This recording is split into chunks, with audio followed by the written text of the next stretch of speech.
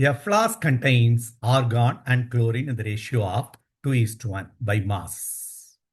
The temperature of the mixer is 300 Kelvin. Here the mass of the gases is there. Okay. The ratio of root mean square speed of the gas molecule is. So velocity of RMS velocity of argon to that of RMS velocity of chlorine. Right.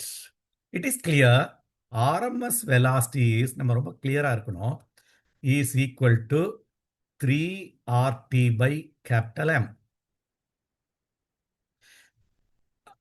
இதுதான் நம்ம ரெண்டு case வச்சா எடுத்துக்க வேண்டிய formula.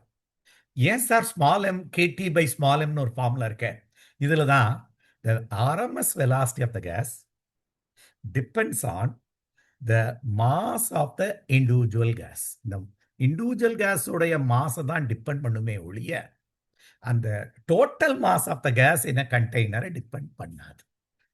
இன்னும் ப்ராக்டிக்கலாக சொல்கிறேன். RMS velocity purely depends on temperature and the type of the gas. It is not depends on the whatever the gas present in the container. இந்த கான்செப்ட் தெரிஞ்சிருச்சுன்னா ரொம்ப ஈஸியாக போட்டுடலாம். அப்போ இதில் எல்லாமே சேம் ஆயிடுது.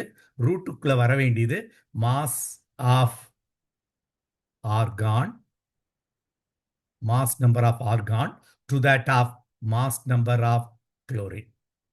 டைரக்டா கொடுத்துட்டாங்க. mass number of chlorine is given as actually 35 Cl35. ரெண்டு chlorine Cl2 இருக்கனால அதையும் அவங்களே கொடுத்துட்டாங்க. அதனால நம்ம ஒண்ணு போட தேவையில்லை. argon also only it's a it is a gas, monoatomic gas 40. இது 35 into 2 actually 2 chlorine atom. So இது ஆன்சர். ஸோ √7 by அப்போ √7/2 நம்ம எழுதிடலாம் ஆன்சர்.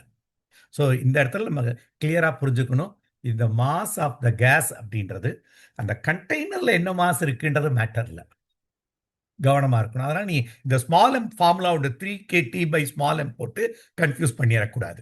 நம்பர் ஆஃப் மோல்ஸை நம்ம எடுக்கவே மாட்டோம் இந்த ஃபார்முலாவில். அண்டர்ஸ்டாண்ட் பண்ணிக்க. RMS velocity depends only on the mass of the individual gas and the temperature.